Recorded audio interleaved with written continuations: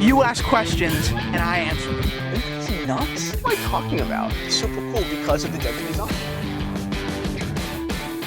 Boom, watch fam. What is up, Watch Geeks? Welcome to episode 30. I was going to say 35. Jesus Christ. 57 of Asktnh. We're rolling. We're rocking and rolling on Asktnh. I love it. Follow us on Snapchat. Your head out of your ass. Let's get into the questions. Are Seiko movements too boring? I don't think that you would be crazy enough to ask that question about larger lines like the Grand Seikos, etc., because they're brilliant movements, and I don't think that anyone has ever said they're boring. But we talked about this before, so I do know what you're talking about. And for everyone else, we're talking about Seiko movements are typically used for like mod watches, right? Like it's modified, specified watches, like bare bones Seikos, NH35, things like that. Things that have watches movements that have no decoration whatsoever. They just work. Yes, 110% they are boring. I don't think they actually could be more boring, actually.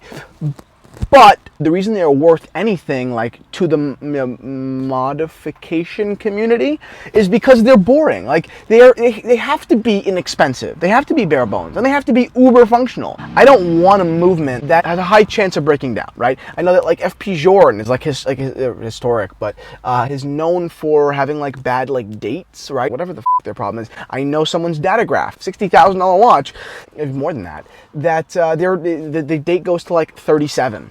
Like, come on. I really do like total and utter reliability in a watch, right? In timekeeping and in servicing. Seiko low-end movements like the NH35 do a ton, right? And I actually have a watch that features that movement right here. Actually, it's got our logo on the back, but it's made by Undone, right? The watch is done. It's actually very, very awesome looking. The watch is done by Undone. And it's a boring movement, like no doubt. But what Undone understands, what other companies like Watches by Nick, etc., so many companies understand, is that it doesn't matter. It gives them a blank canvas to make awesome looking things, or sometimes not awesome looking things, but it gives them a blank canvas to do whatever the f they want without having to deal with or worry about knowing how to make a movement. It's a really arduous task. Like, you can't just, okay, I'm going to be a movement maker now. It doesn't work that way. But you can be a case designer, and you can make dials, and you can make bezels. That works that way. And that's what these guys are showing. Like, they are admitting flat out that they do not know how to make movements. That is not their gig, Undone watches. Their whole thing is, we think that we understand a clientele, a market of people with certain taste, that we can design a watch that fits them really well at an aggressive price point. That's it. I'm just trying to talk about, the importance of understanding that sometimes things can be boring, but perfectly functional and perfect for a certain context, right? So Seiko movements are awesome. If they're uber reliable, there's not one watchmaker that's going to say, no, I don't know how to service that. It's standard operations, and it's inexpensive. You're never going to really run into a serious problem with that stuff. So for someone who's really just looking for a reliable movement, more so on the designer end, for a reliable movement that's going to probably not cost you all too much money and give you a perfect blank canvas to design on top of, I mean, you can't get better than Seiko movements. It's a wonderful opportunity that we have here to really talk about design. And the truth is, but design and history, much more so than movements, matter.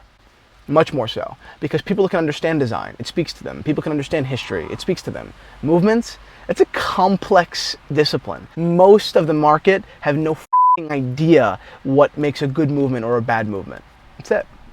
Thank you guys for watching episode 57 of Asktnh. For more like up close, photos of the Undone watch and 100 other watches that I get my hands on all the time, Datejust, Daytonas, etc., etc.